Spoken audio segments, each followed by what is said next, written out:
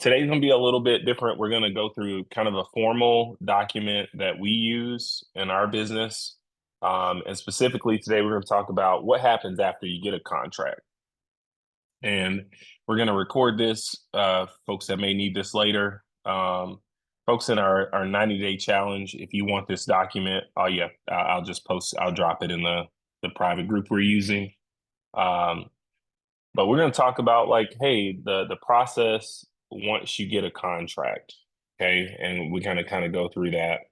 So on the screen, I'm going to share the actual process document that we use when we get properties under contract, and we're just going to go like line by line, like if you were buying a property, everything that needs to happen, okay?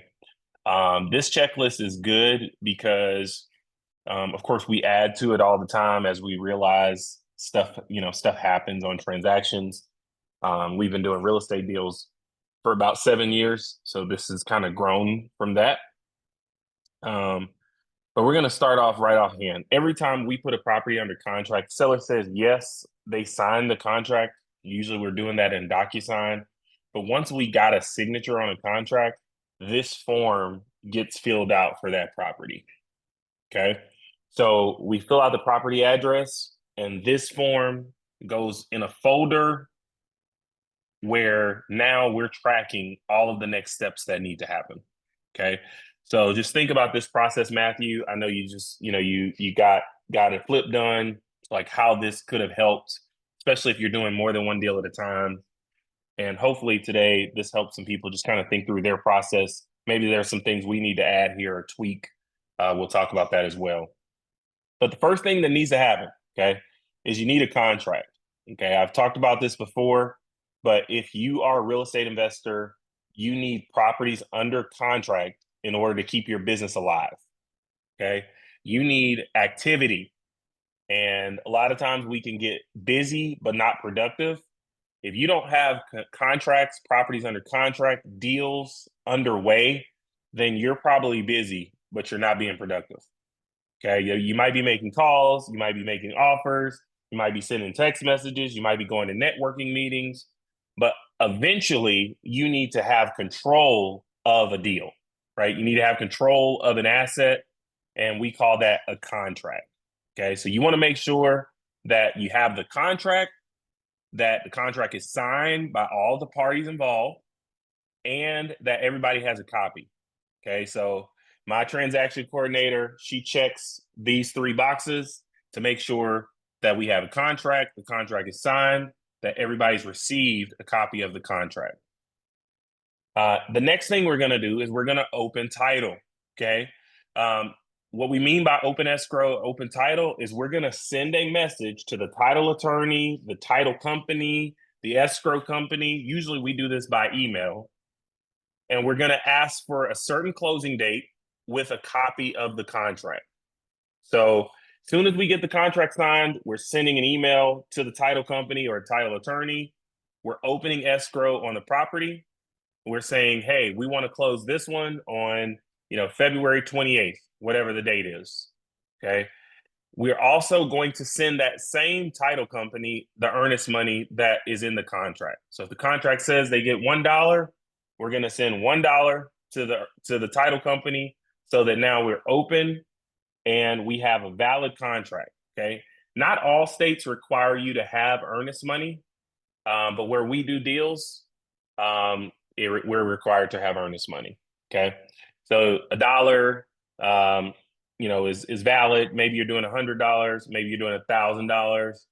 Maybe you're doing $5,000. Maybe you're doing 10. Maybe you're doing 20. You're doing some big deals. You're doing $100,000 earnest money. You want to make sure that gets to the title company, and then you want to confirm that they have received your earnest money. Okay. A lot of you all that are trying to sell deals have realized that a lot of times you'll get 10 days in or 20 days in, and you'll realize your buyer never sent the earnest money to title company. Probably they don't have a process like this they're following. So you want to make sure that like this is something that should be happening. Okay. Let's see here. The next thing we do is we schedule a home inspection. Okay. If we're the buyer, we're going to schedule a home inspection. Okay. Now, when we say inspection, we are talking about either somebody from my team or myself or an actual inspector going out. Sometimes we will tell the seller that's selling the property that all we require is somebody from our team to come out and do the inspection. Sometimes we actually will order an inspection. Okay, you can save a lot of money by spending the $300 to $500 that it might take to get somebody to go and give you a good idea of what's going on with that property. And that happens once we have a contract, okay? Because we don't want to start spending money or committing to spend money until we know we have a good contract in place. If you're getting a loan, this is also a good time to order the appraisal for the property, okay? So if you're getting a loan, this is a good time to coordinate with the lender if they're going to need an appraisal.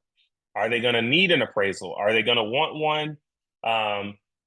What date is it going to be? All of that. Usually you can, depend on the lender for this. So you might have to pay for the appraisal in order to get it started, or they might be paying for the appraisal, but you do want to confirm that the appraisal has been ordered as a part of your process. Because a lot of times this is the most time-intensive part once you put a property under contract, is getting the appraisal back. This can take the longest out of everything. So the sooner that it's ordered, the sooner you know it's going to get scheduled, the sooner you know it's going to come back, the better for your deal if you're the buyer, okay? You also want to make sure you get all of the documents that the lender requires to the lender, okay? So this is stuff like your EIN letter if you're using an LLC, your operating agreement, your articles of incorporation. Maybe your lender will require proof of funds or proof of experience, track record, stuff like that. This is a good time to submit those required documents to your lender. What you're trying to do is make sure that you check all this stuff off to keep your deal moving forward. If you have a good transaction coordinator or assistant, secretary, you can hand them something like this, and now they know all of the pieces that need to be happening if you're buying a deal, okay? And it keeps the deal moving forward because you're not waiting on something or not letting something slip. When the title work comes back, so you open title, okay? You want to, usually in a few days, usually 3, 4, 5 days, maybe sometimes 10 days, you will get the title work back for the property. This is where you want to confirm that there's no like crazy liens or crazy, encumbrance to the property. You want to make sure that the title is actually in the name of the person that you're buying the property from, okay? So this is a good time to review the title report and make sure that you actually have clear title to the property. This is where things could come up like AC liens or, just a variety of things that the seller may not have told you about as a part of your deal. And if you want to make sure that the deal still closes, you look at this report and make sure that everything is as your seller has told you that it is, okay? So make sure you get that report back.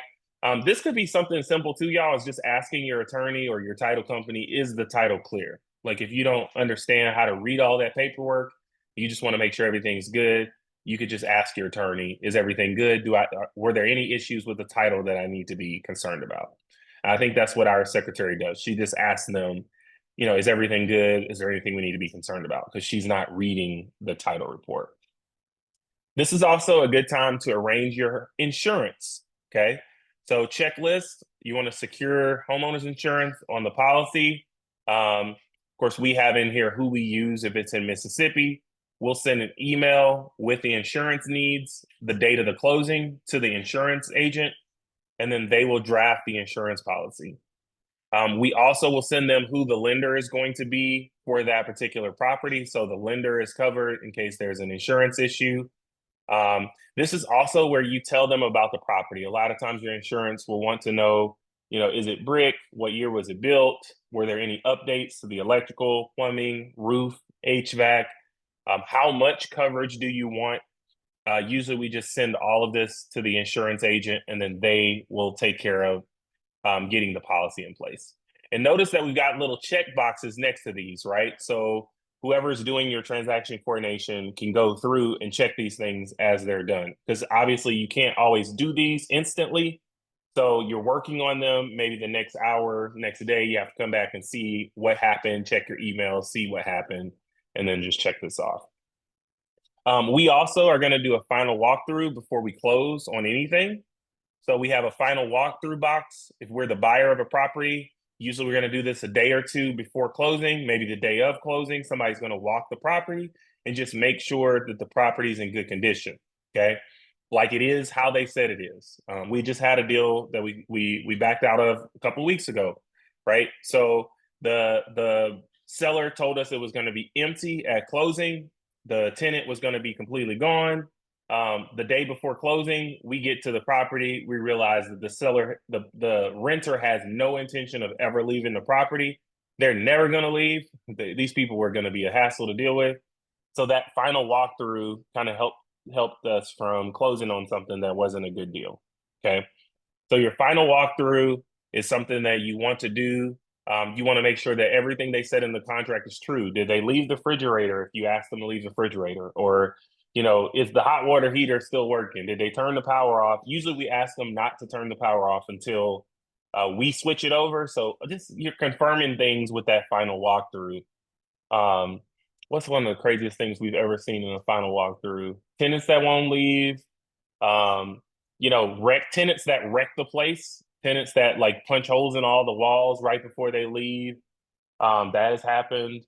Um, you can have members of your team do this too. So if you're not local where the property is, or if you're not going in your properties, like you could have this done by your realtor if you're not going to the property. So just keep that in mind. The final walkthrough is a good idea. I'm trying to think of some other crazy stuff we've had on final walkthroughs, but we've had some crazy stuff happen on final walkthroughs. Number 9, coordinate the closing details. So this is a good time to check for your HUD, right? You want to receive that final disclosure statement with all of the charges for the buyer, all the charges if you're the seller. You want to look at that document closely to make sure you're getting charged correctly and everybody's getting paid who's supposed to get paid on the transaction. You want to confirm the closing date and time. Okay, this is good for a transaction coordinator to do because if you've only bought one house in your life, you probably do not experience poor customer service from closing or title companies. But if you buy houses often or do real estate transaction often, you'll see the need to go through something like this where you confirm the details constantly with your title company to make sure closing is going to happen all the time. You also want to make sure that you've got your funds lined up in the right accounts for your down payment, for the funds that you might have to wire, your lender funds. You want to be constantly making sure that the deal is funded before closing day. Okay. Your closing cost, whatever the situation is, however you're funding the deal, just check that box off and make sure that it's all done before closing day so that there are no surprises. After the closing, okay, so deal closes, everything goes well. Your transaction coordinator should be filing documents or getting copies of the documents of the recorded deeds, anything that got recorded, any of your copies of everything from your closing. You want to make sure that there's a file with that in it because you'll need that stuff for taxes. You'll need that stuff later on. So you want to make sure that you get a copy of the recorded information, everything that was signed, and put that in the file. She checks this off. Okay. Also, if we're the buyer post-closing, this is when you change utilities. Okay, just something simple, right? You don't think about it, but this is when you call the utility company.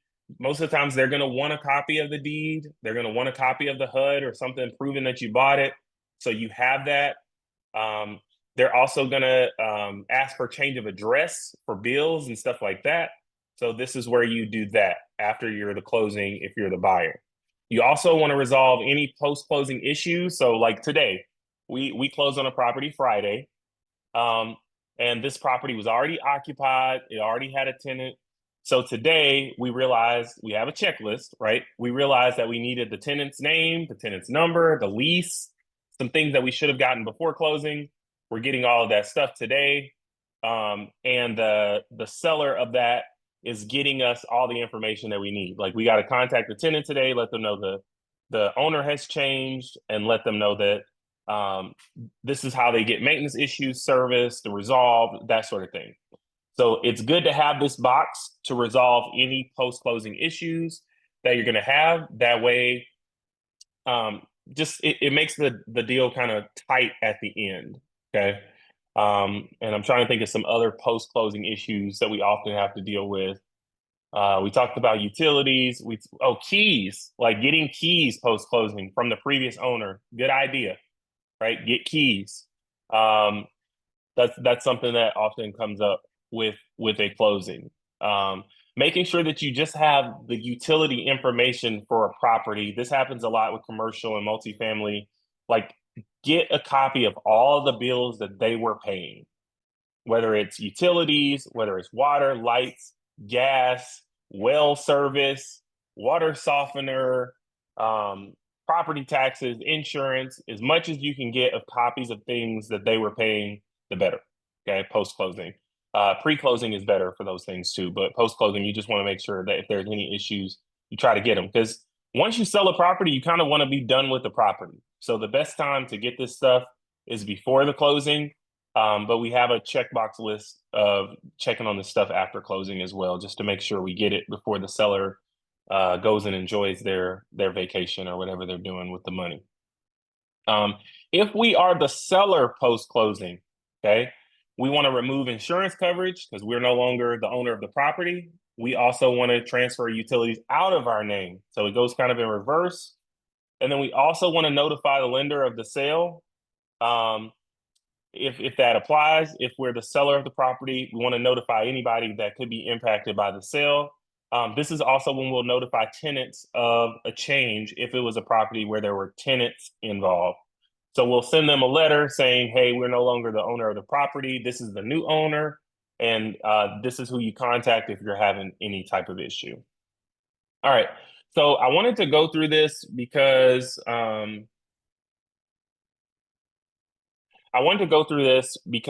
lot of people like ask, well, once I get a contract, what do I do? Like, what are all of the steps? You can have a team, by the way, help you with these. This is if you're not a paperwork person, there are transaction coordinators that you can hire to handle this. If you're not like a person that likes to go through all the tedious stuff, or you don't like a bunch of email, you don't like sitting in the office, you certainly can have somebody that you delegate this to that goes through this process. You hand them this checklist, and boom, now you've got somebody that's handling this for you without you having to be the one just sitting there emailing back and forth and doing all the email chains and all of that. All right, so hopefully this helps somebody. Didn't take as long as I was thinking, so I'm glad for that. I'm gonna stop sharing the file here. Again, if you're watching this later and you want a copy of this, if you're in our 90-day challenge group, I will drop this in the folder right now. But if you want a copy of this, you can certainly shoot me a DM as well. And I might ask for your email. I might schedule a consulting call with you, but you can certainly have a copy of this file as well. So, all right, Facebook, I'm actually gonna turn you off. And we're just going to talk with the folks in the room right now. So if you want to get in the room, click the link underneath the Facebook group. Click the link to get in the room. That way, if you want to have a conversation with us, you can get in the room today. But I'm going to turn Facebook off and just talk to the group here. Also, don't forget that if I can help you with anything real estate related, just shoot me a DM. I'd love to get on the phone with you all. Don't just look at it. Don't just look at it. Grab the map. I'll talk to y'all later.